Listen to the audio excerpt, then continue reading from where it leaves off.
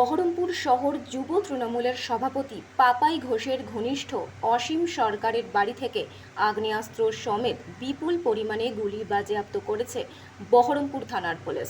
ওই ঘটনায় পুলিশ অসীমের স্ত্রী টুকু সরকারকে গ্রেফতার করেছে। শুক্রবার গভীর রাতে বহরমপুর পুরসভার ৩ নম্বর ওয়ার্ডের গির্জাপাড়া এলাকায় অসীমের বাড়িতে হানা দিয়ে ওই অস্ত্র বাজেয়াপ্ত করেছে পুলিশ। পুলিশকে দেখেই ঘটনাস্থল থেকে পলাতক দুজনেই। তাদের খোঁজে পুলিশের তল্লাশি চলছে। আজকে একটি বিশেষ সূত্রের মাধ্যমে গোপন সংবাদ পেয়ে বহরমপুর থানার পুলিশ, আমাদের যে বহরমপুর থানার অন্তর্গত গির্জাপাড়া খাগড়ার ওখানে অসীম সরকারের বাড়িতে একটি তল্লাশি চালায়। সেখানে আগে থেকে আমাদের কাছে সংবাদ ছিল যে সেখানে অনেক ফায়ার আর্মস মজুত রাখা হয়েছে এবং সেখানে গিয়ে তার বাড়ি থেকে 3টি 7.65 কান্ট্রিমেড ফায়ার আর্মস, সাথে 90 রাউন্ড হচ্ছে 7.65 অ্যামুনেশন মানে গুলি, আসামি অসীম সরকারের বাড়ি থেকে 9mm 50 রাউন্ড গুলি এই আসামি অসীম সরকারের বাড়ি থেকে পুলিশ আজকে উদ্ধার করে। এবং অসীম সরকারের যে স্ত্রী টুকু সরকার, ওনাকে আমরা গ্রেপ্তার করি এবং ওনার বয়ানের মাধ্যমে যেটা জানা যায় যে আরও দুজন ওইখানে পালিয়ে গেছেন এবং আমরাও দেখি দুজনকে পালিয়ে যেতে। তা টুকু সরকার যেটা জানিয়েছেন যে ওই দুজন যিনি পালিয়ে গেছেন তাদের মধ্যে একজনের নাম পাপাই ঘোষ, যার বাড়ি কুঞ্জঘাটা, এবং আরেকজনের ওনার স্বামী, যার নাম হচ্ছে অসীম সরকার। তাদেরকে এই টুকু সরকারকে আমরা আজকে কোর্টে প্রডিউস করছি এবং আমরা 10 দিনের জন্য পুলিশ হেফাজতে আমরা নিচ্ছি। এরকম আমরা প্রিলিমিনারি পেয়েছি, আমরা এটা তদন্ত করছি। অসীম সরকার কি করতো, পেশায় কি? অসীম সরকার ওই পপাই সরকারের অ্যাসোসিয়েট, এবং পেশায় কি সেটার জন্য আরও আমরা বিস্তারিত যাচ্ছি। ওর ওয়াইফ এই কাজের সঙ্গে যুক্ত ছিল না? ওখানে না, ওর ওয়াইফের নলেজেই এটা ছিল এবং ওয়াইফের পুরো নলেজে থাকা অবস্থাতেই সে রেখেছিল এবং ওয়াইফ জানতো পুরো ব্যাপারটাই। এই আর্মস এগুলো কি কাজে ব্যবহার করতো? বা এটা আমাদের যতদূর মানে খবর পেয়েছি, এই আর্মসগুলো কোনো এলাকাতে টেরোরাইজ করা বা তাতে কোনো ক্রাইম করা ভবিষ্যতে লোকালিটিতে, সেটার জন্য হয়তো ব্যবহৃত হতো।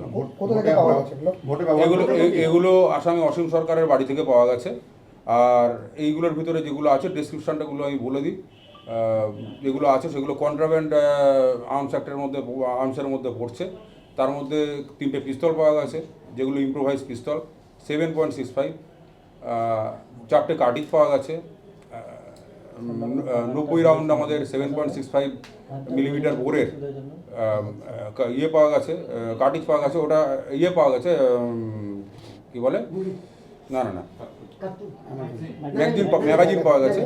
আর 50 রাউন্ড 9mm বোরের কার্টিজ পাওয়া গেছে। তো এইসব জিনিস বাড়িতে মজুত রাখার জন্যে এবং কোনো হয়তো ক্রাইম করার উদ্দেশ্যে এগুলো রাখা হয়েছিল। সেই জন্যে আমরা ওখান থেকে যে ছিল, যার নলেজে রেখে গেছিলো, তাকে আমরা গ্রেপ্তার করেছি এবং মহিলা পুলিশের সাথে নিয়ে গেছি। আর যারা দুজন পালিয়েছে বা আরও এর সাথে কারা জড়িত, এটা আমরা দেখব। এটা আমরা বলতে পারবো না ভোটের জন্য কি ভোটের জন্য নয়, তবে এটা নিশ্চয়ই এগুলো সমস্ত বেআইনি অস্ত্র। এটা নিঃসন্দেহে কোনো মানে বেআইনি কার্যকলাপের সাথে জড়িত থাকতে পারে বা বেআইনি কার্যকলাপে লাগতে পারে বলেই এটা মজুত করা হয়েছে। বাড়ির মধ্যে মাটিতে পোতা ছিল না, মাটিতে পোতা ছিল না। আমরা যেটা পেয়েছি এটা একটা বাকেটের ভিতরে রাখা ছিল এবং বাকেটের ভিতরে আরও পলিথিন নিয়ে করে কভার করে রাখা ছিল।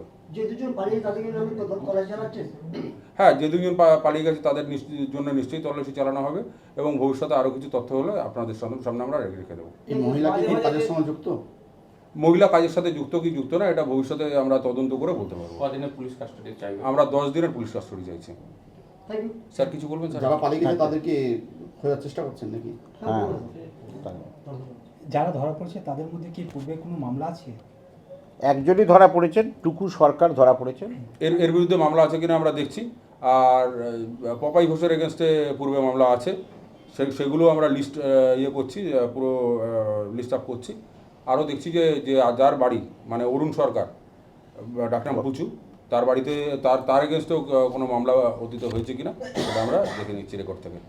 তাদের বয়স কত কি আছে?